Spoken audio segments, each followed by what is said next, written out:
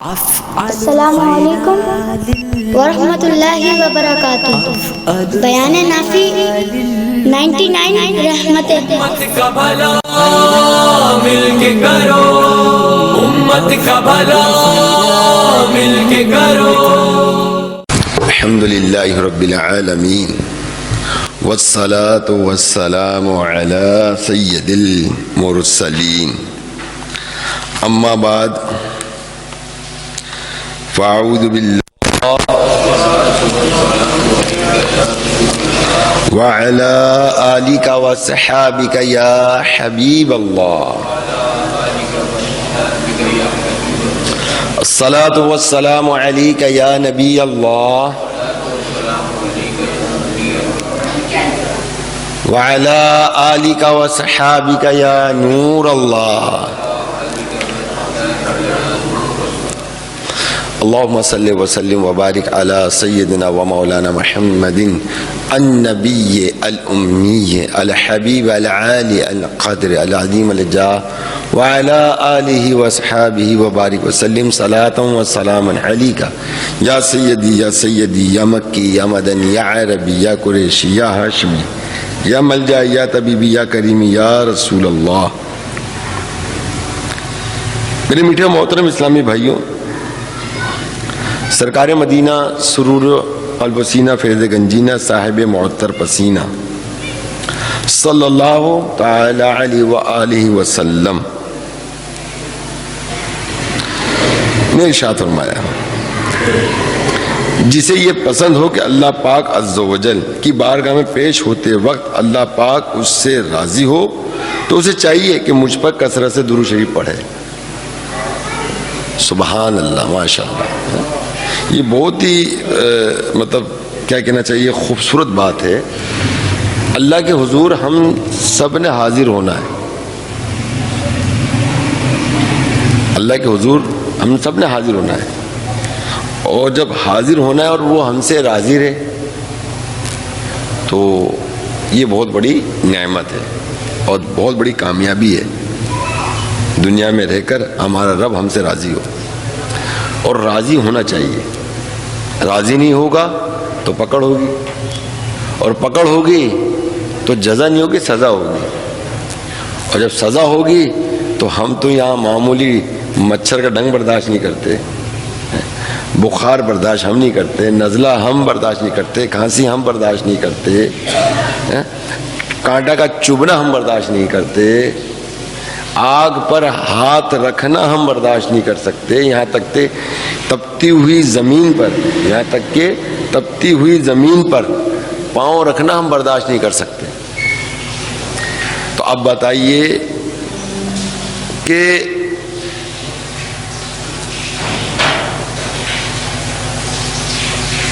جہنم کی آگ کیسے برداشت کریں گے؟ جہنم کی سزا تو ٹوٹل آگ ہی آگ ہے۔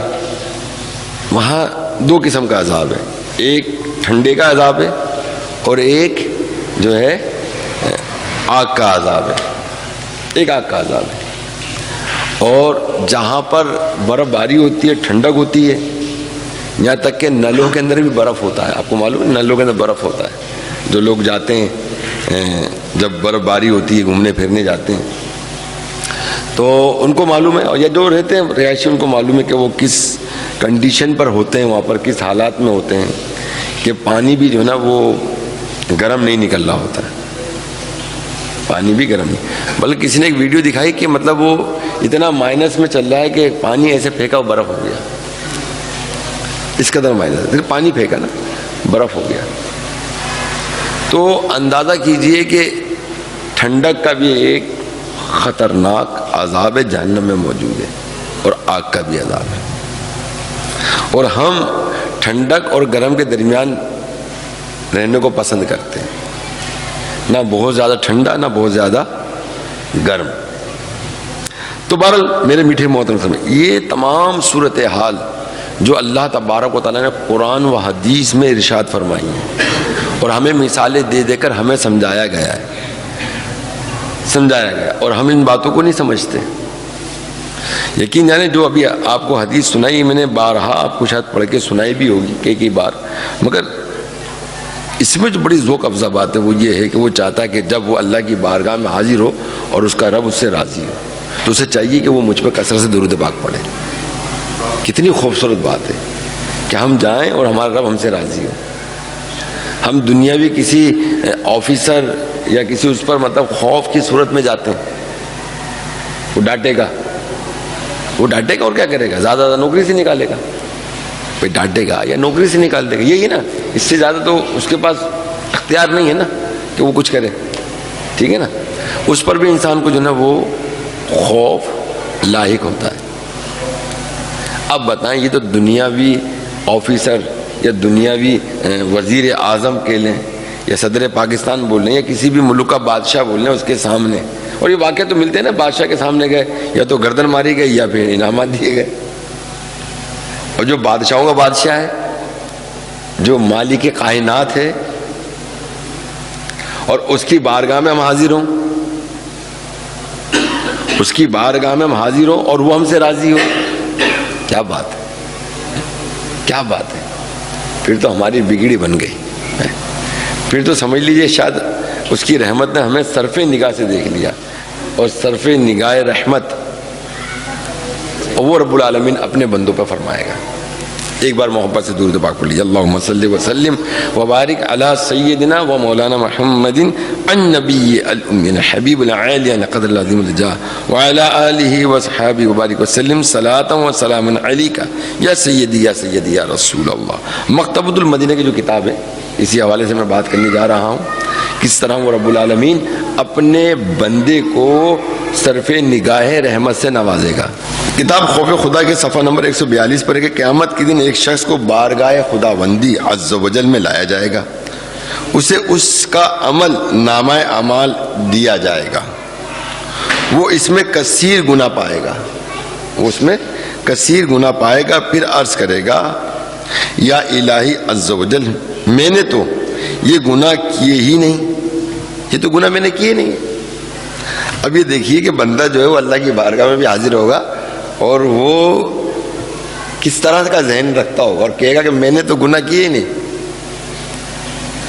اور ایک طریقت اور شریعت کو سمجھنے والا, بزرگوں کی صحبت حاصل کرنے والا, اس کا ذہن کیا ہوگا کہ اگر میں کسی بزرگ کی بارگاہ میں جاؤں گا اور مجھے یقین ہے کہ یہ روشن ضمیر ہے. کون ہے؟ روشن ضمیر ہے, اور یہ میرے حالات سے یقیناً واقف ہے, تو میں ان سے سوال کیوں کروں. اور وہ رب العالمین اپنے بندوں کو روشن ضمیر بناتا ہے, وہ رب العالمین جو اپنے بندوں کو روشن ضمیر بناتا ہے, وہی مالک کائنات, اس کے سامنے حاضری. مگر کوئی ایسا بندہ ہوگا کہ جو طریقت کو سمجھتا ہوگا, وہ یہ نہیں کہے کہ میں نے گناہ نہیں کیے, وہ تو کہ میں نے گناہ کیے, میں تیرا مجرم ہوں, مگر تیرے فضل کا سوال کرتا ہوں. کس کا؟ تیرے فضل کا سوال کرتا ہوں, تیری رحمت کا سوال کرتا ہوں. بتقاضۂ بشریت ہم سے گناہ ہوتے ہیں, بتقاضۂ بشر ہے نا, تو ہم سے گناہ ہوں گے, کیونکہ ہمارے اندر نفس بھی ہے. ٹھیک ہے, ہمارے اندر عقل بھی ہے. عقل کو نفس کے حساب سے استعمال کرنا ہے ہم نے.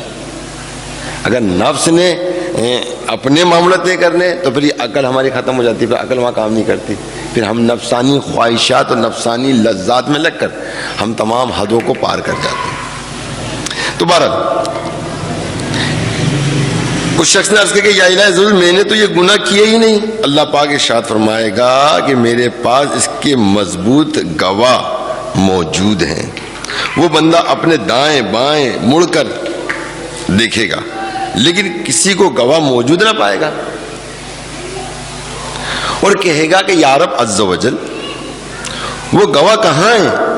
تو اللہ کریم عز و جل اس کے اعضاء کو گواہی دینے کا حکم دے گا, اس کے جسم کے اعضاء کو گواہی دینے کا حکم دے گا. کان کہیں گے ہاں ہم نے حرام سنا ہے. اللہ اللہ, کان کہیں گے ہم نے حرام سنا ہے, گانے سنے ہیں, میوزک سنا ہے ہم نے. کان کہیں گے ہم نے گندی گندی باتیں سنی ہیں, شرم و حیا تو ہم نے ڈال دیا کونے پر. تو کان گواہی دے رہا ہے کہ ہم نے مطلب حرام سنا ہے, اور ہم نے اس پر اور ہم اس پر گواہ ہیں. اللہ اکبر. کان کیا کہہ رہے ہیں؟ ہم اس پر گواہ ہیں، ہم اس پر گواہ ہیں۔ آنکھیں کہیں گی ہاں ہم نے حرام دیکھا، اللہ اللہ، آنکھیں کہیں گی ہم نے ان آنکھوں سے حرام دیکھا، غیر مستورات کو دیکھا، غیر مستورات کو دیکھا، فلمیں دیکھیں، ڈرامے دیکھے، گانے باجے دیکھے، فحاشی دیکھی، رومانٹک سین دیکھے، ہم نے وہ دیکھا جو نہیں دیکھنا چاہیے تھا، وہ دیکھا، اپنے موبائل پر دیکھا۔ آنکھیں کہیں گی ہم نے حرام دیکھا، زبان کہے گی کہ ہاں میں نے حرام بولا، زبان کیا کہے گی؟ ہاں میں نے حرام بولا، جی جھوٹ بولا، غیبت کی، گالیاں دیں، دھوکہ فریب زبان سے لوگوں کو دیا۔ اسی طرح ہاتھ اور پاؤں کہیں گے ہاں ہم حرام کی طرف بڑھے، ہمارا ہاتھ کہے گا اور پاؤں کہیں گے کہ ہم حرام کی طرف بڑھے، ہم حرام کی طرف گئے، خود سے گئے اور ان ہاتھوں کو حرام کی طرف پہنچایا، جس کا تو نے منع کیا وہ کام ہم نے کیا، وغیرہ وغیرہ۔ وہ بندہ یہ سب سن کر حیران رہ جائے گا، حیران رہ جائے گا۔ پھر جب اللہ پاک اس کے لیے جہنم میں جانے کا حکم دے گا تو اس شخص کی سیدھی آنکھ کا ایک بال رب کریم عز و جل سے کچھ عرض کرنے کی اجازت طلب کرے گا، اور اجازت ملنے پر عرض کرے گا یا الہی کیا تو نے نہیں فرمایا تھا کہ میرا جو بندہ اپنی آنکھ کے کسی بال کو میرے خوف میں بہائے جانے والے آنسو میں تر کرے گا میں اس کی بخشش فرما دوں گا۔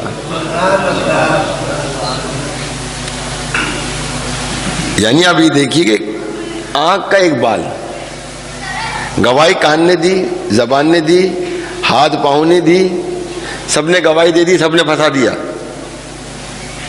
پھنس گئے، گواہی ہو گئی۔ اللہ سے تو کوئی چیز چھپی بھی نہیں ہے، وہ نہ ان سے مطلب یہ کہ سارے اعمال کہلواتا، مگر کیا ہے کہ پھر اللہ تبارک و تعالیٰ نے جو ہے جو خوف خدا کے سبب آنکھ تر ہوئی تھی وہ ایک بال اللہ کی بارگاہ میں اجازت طلب کرتا ہے بولنے کی، اور پھر کیا خوب کہتا ہے کہ کیا تو نے یہ نہیں ارشاد فرمایا تھا کہ جو آنکھ خوف خدا سے بھیگ گئی میں اسے بخش دوں گا۔ تو اللہ تعالیٰ ارشاد فرمائے گا کیوں نہیں، تو وہ بال عرض کرے گا کہ میں گواہی دیتا ہوں کہ تیرا یہ بندہ گناہگار بندہ تیرے خوف سے رویا تھا، تیرے خوف سے رویا تھا، جس سے میں بھیگ گیا تھا، میں گیلا ہو گیا، تر ہو گیا تھا۔ یہ سن کر اللہ عز و جل اس بندے کو جنت میں جانے کا حکم فرما دے گا۔ ایک منادی پکارے گا سنو فلاں بن فلاں اپنی آنکھ کے ایک بال کی وجہ سے جہنم سے نجات پا گیا۔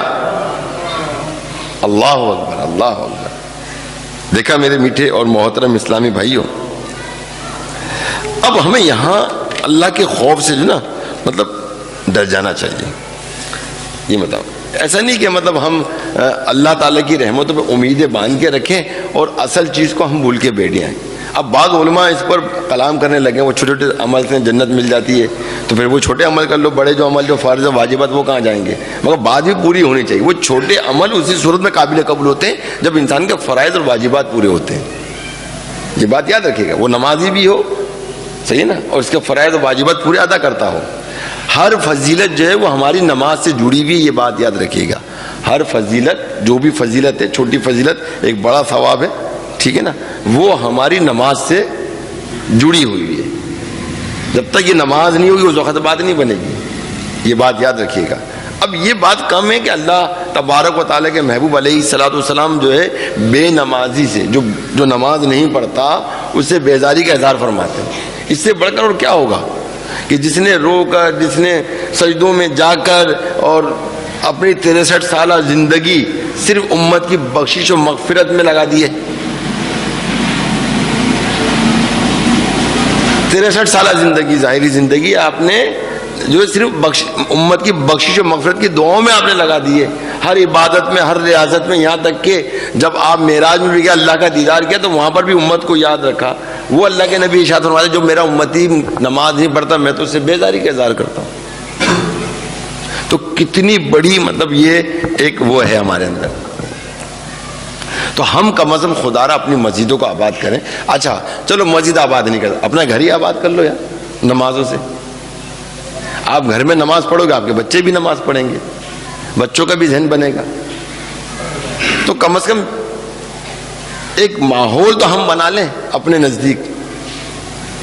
اب بتائیے کہ اس بندے کے بعد بچنے کی کیا صورت، کوئی صورت ملی تھی؟ کوئی صورت نہیں بچی تھی نا اس کے لیے بچنے کی، مگر کہتا ہے ایک بال نے جو ہے اس کی بخشش و مغفرت، اور پھر اس کا اعلان بھی ہو گیا. لیجئے یہ وہ شخص ہے جو ایک بال گیلا ہونے کے سبب جو خوف خدا سے آنسو نکلا تھا، جو تر ہوا تھا صحیح نا، اس کے سبب اس کی بخشش ہو گئی. ایک بات یاد رکھیے گا کہ بزرگوں نے یہاں تک ارشاد فرمایا کہ جو خوف خدا سے آنسو نکلے نا اس کو آپ ملا کریں، ان کو ضائع مت کریں. ہاتھوں میں ملیں، ادھر ملیں، جہاں ممکن ہو نا اس کو مل لیا کریں. جہاں جہاں یہ آنسو لگیں گے فضیلت ہے، جہاں جہاں خوف خدا کے آنسو لگیں گے وہاں وہاں جہنم کی آگ نیچے ہوئے گی، نیچے ہوئے گی. تو بہرحال اللہ تعالیٰ کی رحمت تو بہت وسیع ہے، بہت بڑی ہے، اس میں کوئی شک نہیں ہے کہ وہ ہمیں صرف نگاہ سے دیکھ کر، دیکھیں نا اس کو صرف نگاہ سے دیکھا گیا نا اس کی رحمت نے، سارے گناہ ختم صرف ایک نیکی پر.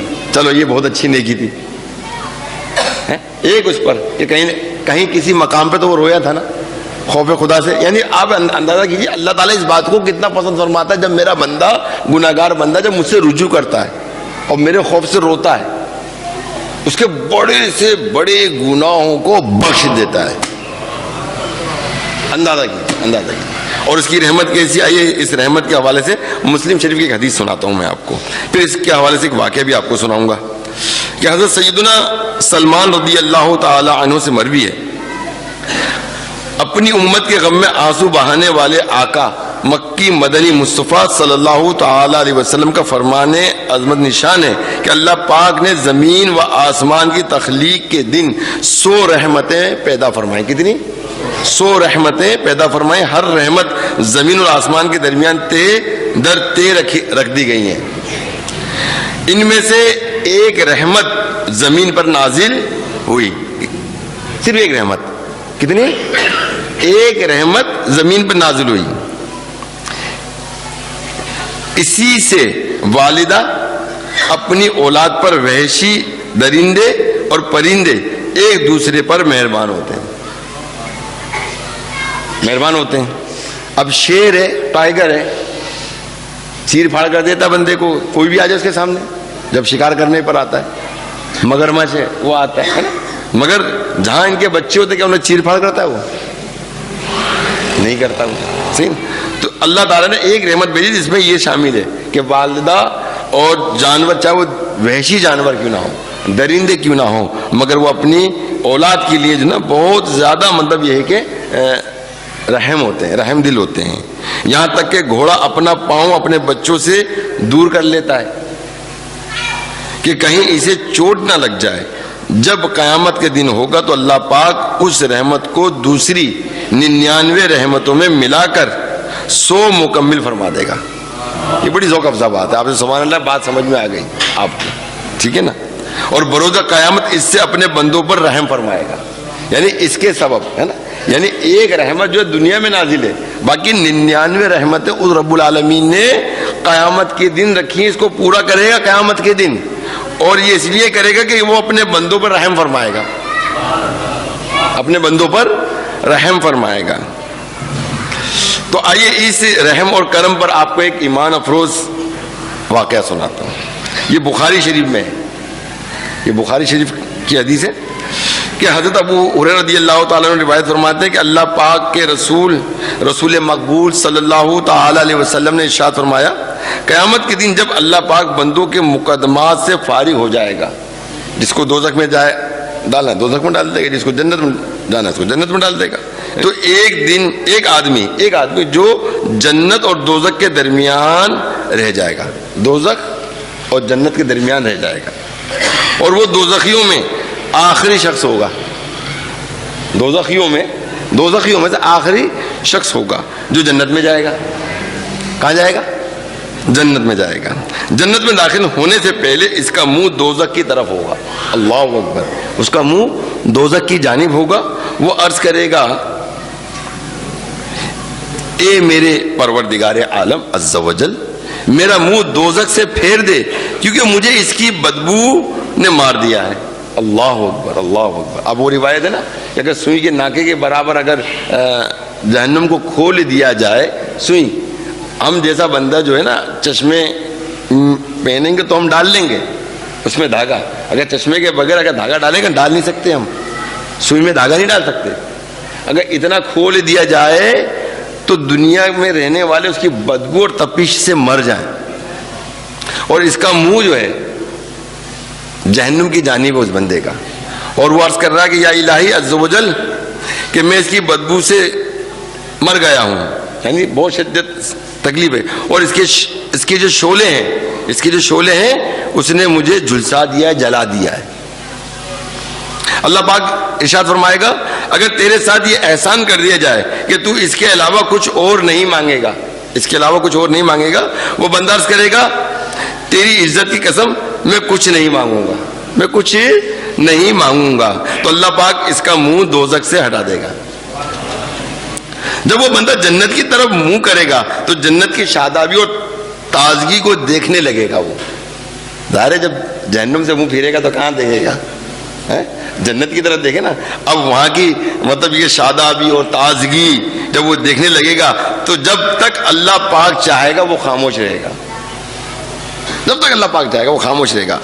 اب کب تک خاموش رہے گا کیا پتا، واللہ علم بالصواب. پھر عرض کرے گا اے میرے پروردگار مجھے جنت کے دروازے سے قریب کر دے، مجھے جنت کے دروازے کے قریب کر دے. اللہ پاک اس سے فرمائے گا کیا تو نے وعدہ نہیں کیا تھا کہ تو جو کچھ مانگ چکا ہے اب اس کے علاوہ کوئی سوال نہیں کرے گا؟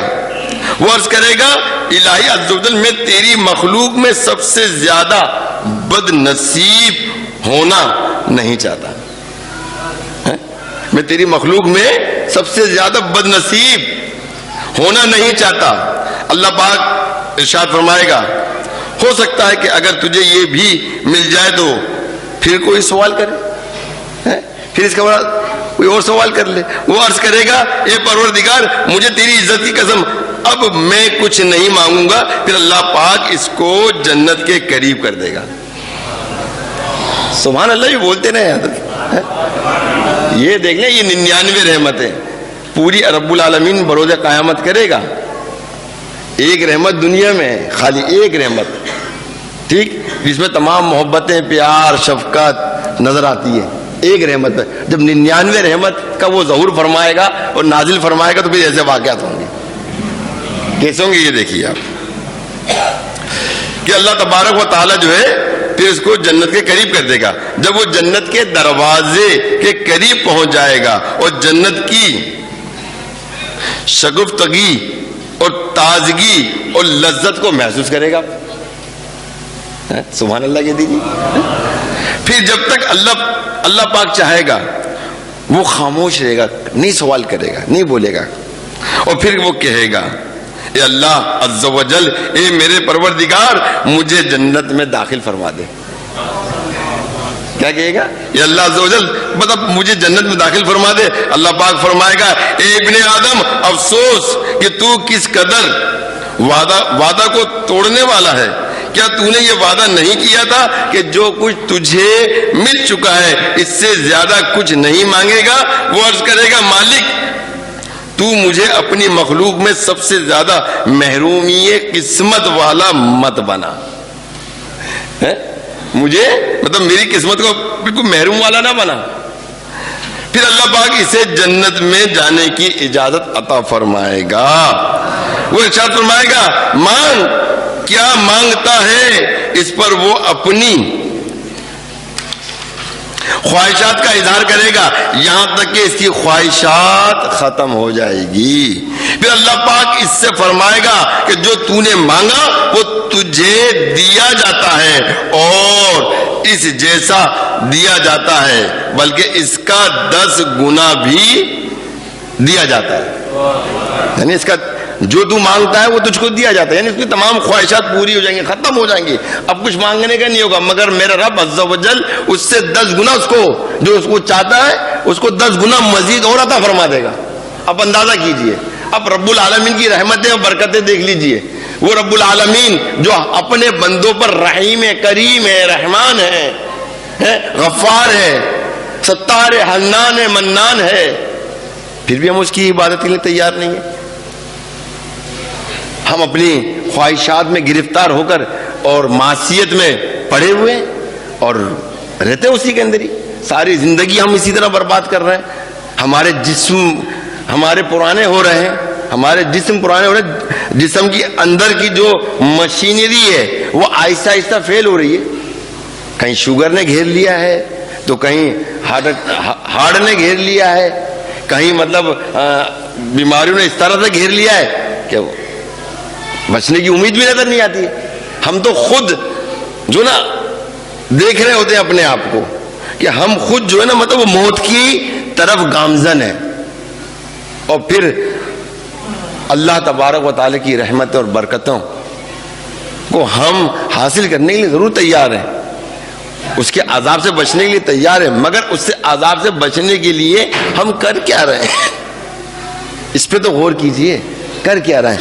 بے شک وہ اپنے فضل و کرم سے اس امت کو بخشے گا, مگر یہ بھی یاد رکھیں جو بغیر توبہ کیے جائیں گے دنیا سے وہ جہنم میں بھی جائیں گے. بے شک وہ نکالے جائیں گے. اب کب تک جلیں گے, کب تک ان وہ تکالیفوں میں ہوں گے, تو یہ بھی ذرا سوچئے نا, یہ بھی ذرا سوچئے.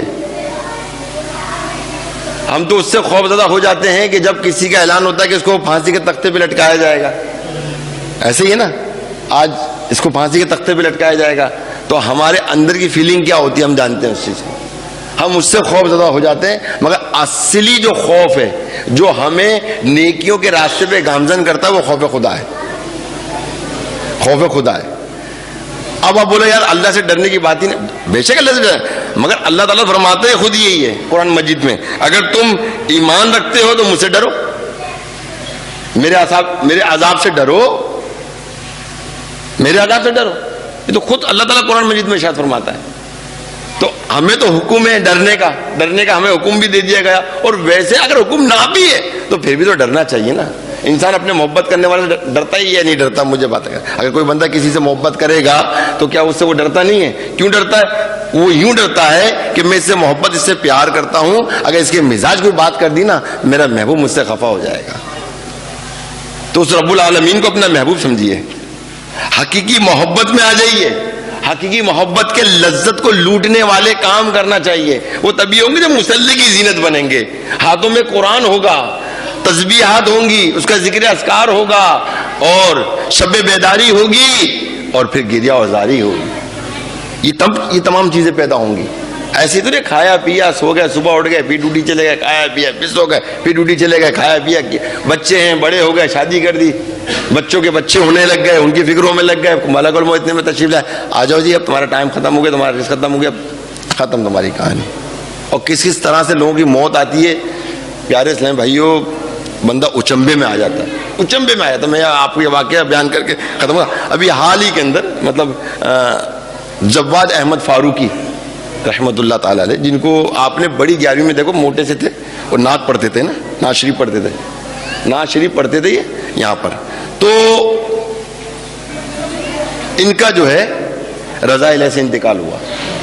کوئی بیماری نہیں تھی ان کو. کیا تھا کہ وہ دماغ کی دوائیوں کی وجہ سے ایڈمٹ تھے نا, جسے کہتے ہیں ڈپریشن کا شکار, اس کی وجہ سے وہ ایڈمٹ تھے. وہ وہاں لیٹے لیٹے پانی پی لیا, لیٹے کہتے ہیں سنت جو ہے سنت پہ سنت ہے, سنت پر عمل کرنے سے فائدہ ہوتا ہے, نقصان نہیں ہے. تو لیٹے انہوں نے پانی پیا. جب لیٹے انہوں نے پانی پیا نا تو پانی ان کا سانس کی نالی میں چلے گیا, ایئر لاک ہو گیا. کیا ہو گیا؟ ایئر لاک ہو گیا. پھر تھوڑی دیر کے بعد ہارٹ بیٹ بھی بند ہو گئی اور ان کا انتقال ہو گیا. دیکھا آپ نے, اب یہ اللہ کی مرضی ہے بھائی, اللہ کی رضا ہے, اور اللہ کی رضا پہ انسان کو راضی رہنا چاہیے. اب کوئی بندہ کہتا ہے یار فلاں مر گیا, فلاں کا انتقال ہو گیا, بہت غلط ہو گیا, یہ جملہ نہیں بولنا چاہیے, یہ بات یاد رکھیے. یہ فیصلے کس کے ہیں؟ آپ کے میرے فیصلے ہیں؟ جواب دیجئے. اگر کسی کو موت واقع آ جاتی ہے اور موت آ جاتی ہے, کوئی انتقال کر جاتا ہے, دنیا سے چلا جاتا ہے, تو یہ کیا غلط ہو گیا؟ جواب دیجئے نا آپ میرے کو, یہ غلط ہوا نہیں, کیونکہ یہ اللہ کے فیصلے ہیں. کس کے فیصلے ہیں؟ اللہ کے فیصلے کبھی غلط نہیں ہوتے. اللہ کے فیصلے کبھی غلط نہیں ہوتے, نہیں ہوتے, سمجھے نا. اور پھر اللہ تعالیٰ جو ہے نا اپنے بندوں کو نوازتا ہے. مرنے کے بعد تو اللہ کی کرم نوازیاں عین یقین کے ساتھ دیکھی جائیں گی. کیا خیال ہے؟ دیکھی جائیں گی. اور اللہ کے نبی نے ارشاد فرمایا نا کہ میں جب دنیا پر ہوں موجود ہوں تو تمہاری رحمت ہوں, جب دنیا سے چلے جاؤں گا تو بھی رحمت ہوں گا, تو بس دنیا سے صحابہ کرنا عرض کیا کہ دنیا میں رہ کر تو سمجھ میں تھا آپ ہمارے لیے رحمت ہے, مگر دنیا سے جانے کے بعد آپ ہمارے لیے کس طرح سے رحمت ہے. تو آپ نے فرمایا جب کوئی میرا امتی انتقال کر کے آئے گا نا, میں اس کا استقبال کروں گا, اس کو سینے سے لگاؤں گا. دیکھا پیار. اور ان کے انتقال سے قبل مطلب انہوں نے ایک خواب دیکھا تھا. دیکھیں اللہ تعالیٰ دکھاتا ہے, خواب دیکھا تو خواب انہوں نے یہ دیکھا کہ میں حضور علیہ الصلوۃ والسلام کی بارگاہ میں ہوں. ان کا اپنا ایک بندہ بھی ایک چھوٹا جو ان کے ساتھ رہتا ہے خدمت گزار, وہ بھی ساتھ میں تھا حضور کی بارگاہ کے اندر. تو حضور علیہ الصلوۃ والسلام نے انہیں خواب کے اندر جو ہے سفید انار دیا. کیا دیا؟ سفید انار دیا, اور کہا کہ یہ کھاؤ. اب سفید جو ہے نا وہ جنت کی بشارت ہے, کلر. ٹائم پورا ہو گیا ہے نا, یہ 4 یا 5 دن پہلے خواب دیکھا. اور جو بچہ ان کے ساتھ تھا, جو ان کے ابو کی جان کا جو مرید تھا, وہ ان کے ساتھ تھا. تو اس نے کہا میں سفید نہیں لوں گا, میں تو لال لوں گا. تو انہوں نے پھر اپنے ہاتھ سے نا, انہی جواد بھائی نے اپنے ہاتھ سے اسے لال دیا. تو اس کا مقصد یہ ہوا یہ تمہیں جنت کی بشارت ہے اور ان کے لیے غم ہے. ظاہر ہے کہ جب بندے کی جدائی ہوتی ہے تو غم تو آتا ہے نا, آتا ہے, مگر چبھن پیدا دل میں نہیں کرنی چاہیے. کوئی زبان سے اول فول نہیں بکنا چاہیے. بس اس چیز کو, بات کو جان لینا چاہیے کہ یہ اللہ کا فیصلہ ہے, خلاص. جس کو جتنا دنیا میں آنا تھا آ گیا, اس کے بعد وہ چلا گیا. آج ہم ہیں, کل ہم نہیں ہوں گے. کتنے ایسے نمازی جو نہیں ہیں, کتنی یہاں 11ویں شریف ہو گئی, میں ویڈیو دیکھتا ہوں, دیکھ کے ہل جاتا ہوں کہ یار یہ بھی تھے, آج نہیں ہے. ان کی ویڈیو دیکھتا ہوں, پرانی ویڈیوز دیکھتا ہوں میں, بڑا مطلب دل کو جھٹکا لگتا ہے. تو اسی طرح ہمیں بھی جھٹکا لگنا چاہیے قلبی طور پر, تاکہ جب بھی ہمیں موت یاد آئے تو اللہ کی بارگاہ میں ایک ہی دعا ہو کہ اللہ ہماری بخشش و مغفرت فرما دے, بہرحال بات سے بات نکلے گی.